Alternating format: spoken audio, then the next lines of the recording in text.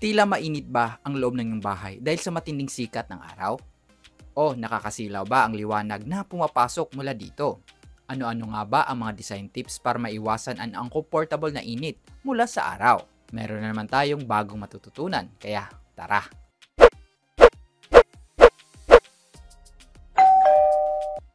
Hi! So isa na naman tong content to learn new infos. Hindi pa nakakilala, ako nga pala si Kuya Architect at ang channel na ito ay puno ng mga videos all about house design and construction. So kung ikay nagbabalak na magpatayo ng bahay or magpa-renovate nito, huwag kalimutang mag-subscribe dito sa ating channel. I-click din ang notification bell para updated ka sa ating mga bagong videos. Sa video ito ay pag-uusapan natin ang mga diskarte or design tips para ma-minimize ang init ng araw sa pagpasok sa ating bahay. I-discuss natin all about solar orientation, iba't ibang sun shading devices, canopy designs, finishing and colors, at iba pang mga tips para less stress sa init ng araw. Kaya kung ready ka na, let's go! How to minimize solar heat at home? Una, ang solar orientation. So kung mapapansin nyo sa drawing or sa plano ng ating bahay, naka-indicate doon kung nasaan yung north. Ito kasi yung basihan kung saan yung sunrise at yung sunset. FYI, ang araw ay nag-rise sa east at lumulubog or nagsiset sa west. Mahalaga itong alamin dahil iiwas natin yung ating mga kwarto sa west side. Dahil doon na side ang pinakamainit lalo na pagdating sa hapon. O kung natutulog ka, let's say sa weekends, sa hapon, ito ay magiging napakainit doon sa kwartong yon kung nakaharap ito sa west side. At paggabi, pag ikay natutulog, ay ang singaw ng semento sa na-absorb nitong init maghapon ay magiging uncomfortable para sa iyo. So kung hindi talaga maiwasan na malagay yung bedroom sa west side, ay iwasan na lang na maglagay ng malaking bintana doon para hindi makapasok doon ang init ng araw, lalo na again sa hapon. Pero opposite naman para sa mga area tulad ng banyo, dirty kitchen, laundry area, or mga dry area na kung saan ideal itong maharap sa west side para ma-maximize yung init ng araw, lalo na sa mga dry area kung saan ka nagsasampay. Ang liwanag din ng araw at init nito ay may dalang UV rays na pumapatay sa mga bacteria or fungal growth sa mga areang yon, lalo na kung exposed sila sa tubig. Kaya sanitary wise, maganda itong naka-expose sa init ng hapon.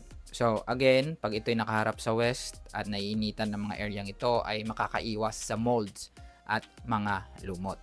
So again, importante na malaman ang solar orientation para sa iyong bahay para ma-maximize or ma-minimize natin ang heat depende sa gamit natin sa mga spaces na yon.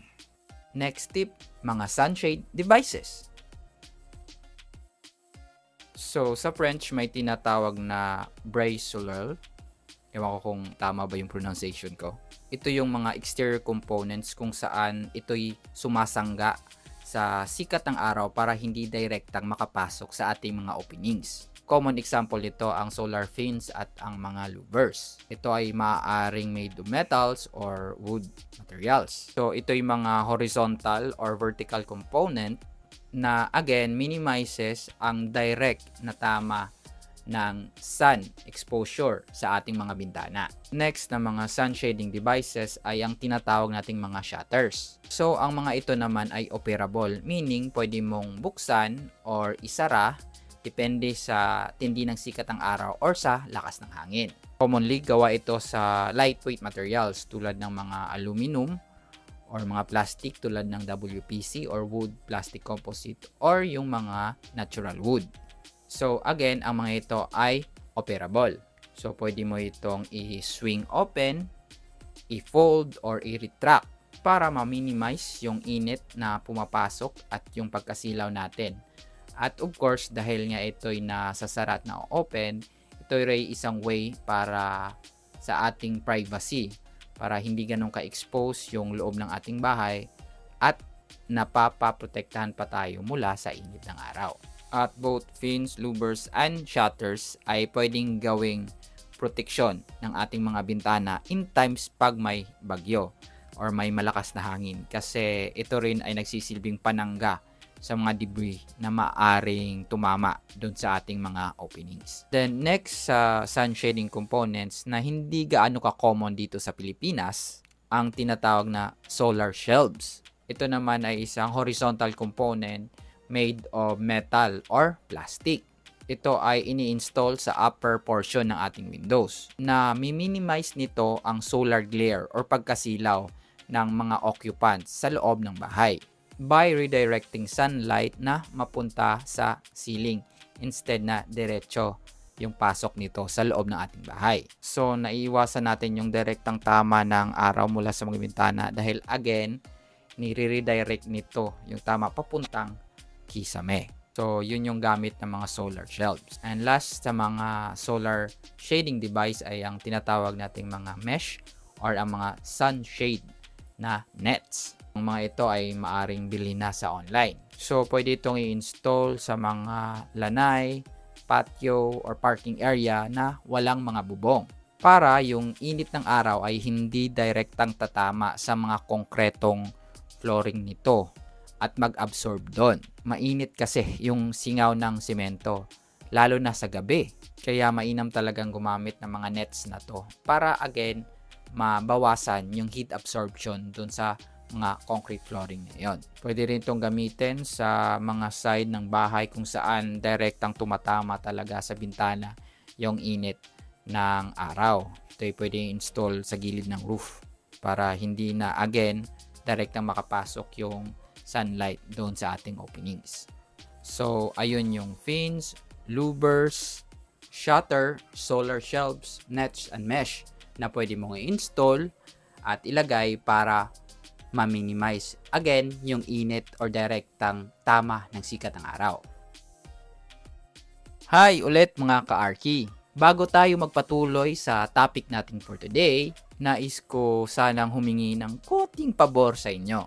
Kung na-appreciate nyo ang ginagawa ko dito, isa sa support na maaari nyong ibigay ay ang pagbisita at pag-subscribe sa aking bagong gawang channel. Ito ang Kuya Tours and Trivias. Ito ay isang channel exploring interesting places sa Luzon, Visayas at Mindanao at abroad through a walking tour around at matuto ng konting mga trivias about these places. Kaya kung hindi naman nakakaabala, please do visit naman ito ating bagong gawang channel.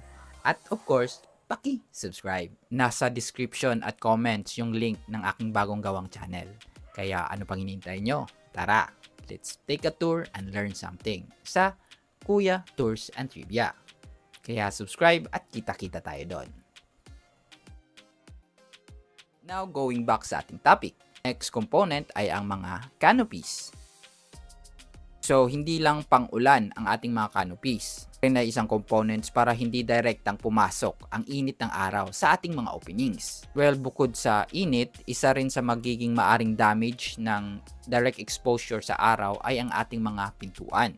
Kung ito'y naka-varnish or naka-wooden stain, ay maaaring itong mag-cause ng fading kung again expose ito direkta sa init ng araw. Kung plastic naman ito ay maaaring mag-deform ang door panels mga ito kung matindi na talaga yung init. So napaka-importante talaga na lagyan natin ng overhead canopies yung ating mga openings, especially yung ating mga pintuan. Kasi nga ang canopies again ay both protection from exposure sa water at sa damage ng direct sunlight. May iba't ibang klase ng canopy based sa materials at sa design nito. Pinaka-common yung concrete, then yung metal sheet on frames, yung pergola type tulad ng mga ito, or mga plastic tulad ng polycarbonate or yung acrylic. So sa mga tropical na bahay tulad ng dito sa Pilipinas, mapapansin natin yung mga tinatawag ng mga deep canopies. Ito yung mga parang eaves ng bubong na mahahaba yung span para again maprotektahan tayo hindi lang sa ulan mula rin sa direktang tama ng araw. So again, to avoid water and sun heat damage sa ating mga openings, maglagay tayo ng tamang design ng canopy. Well, magkakaroon tayo ng isang separate video to discuss thoroughly or mas detailed pa yung mga infos all about canopy design para mas tama nating i-design yung ating mga canopies na ilalagay natin sa ating mga opening, sa ating mga bahay. Kaya, well, hintay-hintay na lang. Now, lastly, sa mga solar shading components, ang ating didiscuss ay ang mga sidings and finishings. So, ano-ano nga ba ang mga materials na ito? Una, ang WPC or ang wood plastic composite. Kung napanood nyo na yung video all about WPC, malalaman nyo na ito ay isang cladding material na pwedeng maka-minimize ng solar heat gain. Dahil ito pwedeng, again, maging siding or cladding sa exterior nating bahay. So, pwede itong fluted or yung plank type yung gamitin natin. So, dahil nga ang materials na ito ay gawa sa plastic and wooden components or kahoy, mas less itong absorbent ng heat mula sa araw. Kaya maganda itong panangga or cladding sa ating main wall kung concrete man ito. Para again, hindi direktang tatama dun yung sikat ng araw. Next, ang tinatawag nating insulated vinyl sidings. Hindi ito common dito sa Pilipinas. Usually sa abroad ito ginagamit. At siguro kalaunan magiging available na ito or magkakaroon na tayo ng supplier dito sa Pilipinas. Para itong wooden plank type na design but made of vinyl materials. Which has a built-in insulating foam sa likod nito or backing nito. So dahil nga meron itong insulation, hindi bastang-bastang makakapasok o ma-absorb yung init ng araw pag tumama dito. And vinyl, unlike sa metal sheets, ay less absorbent din ito sa heat. Kaya perfect ito para dun sa umiiwas sa, again, heat absorption sa kanilang mga walls. Plus, meron din itong soundproofing abilities kasi nga meron itong insulation foam. Another cladding or siding material ay tinatawag nating aluminum composite panels or ECP. Dahil metallic yung appeal nito, makikita ito commonly sa mga commercial buildings. Di rin gumamit ng mga paisim planks or gawa ito sa paisim or fiber cement materials. Siyempre, yung paggamit din natin ng natural wood planks pang sidings or pang cladding. But kailangan mo itong i-treat para maiwasan yung rot or pagkabulok or pag-atake ng anay. Well, you can add insulation as backing sa mga cladding na ito, gaya sa ating bubong, para talaga sure na hindi madaling makapasok yung init through the sidings. So, yun yung mga cladding or siding materials pang lessen sa absorption ng heat mula sa sunlight or exposure sa liwanag nito. And lastly, para makaiwas sa heat absorption sa ating mga bahay, ay pumili ng mga lighter shade ng paint color finishing sa ating mga walls at sa ating mga bubong. Well, kung pinanood nyo yung ating video all about paint colors, alam nyo na darker colors tends to absorb more heat or nag-a-absorb siya ng mas maraming init kaysa lighter ones. So again, kung gusto mo ng lesser absorption ng heat mula sa sikat ng araw, choose lighter colors tulad ng white, off-white, beige, or mga warm colors. Na di-deflect kasi ng mga lighter colors yung sun rays, unlike sa darker colors na na-absorb talaga nito. Again, lighter paints means less absorption ng heat sa ating tahanan. So, yun yung mga tips para ma-minimize ang init ng sikat ng araw papunta sa ating bahay. Again, more design tips kung bibisita ka dito sa ating channel at mag-subscribe. I-like at i-share at comment na rin ang iyong opinion at mga katanungan sa ating comment section. At again, please do visit ang ating bagong gawang YouTube channel, ang ating Kuya Tours and Trivia. Okay, panood ang mga videos doon at syempre, paki-subscribe na rin. Please! Again, yung link ng ating bagong channel ay nasa comment at description below. Kaya ano pang hinihintay nyo? Subscribe na doon. At ito muli ang yung Kuya Architect. At salamat sa panonood. See you in our next video. Bye!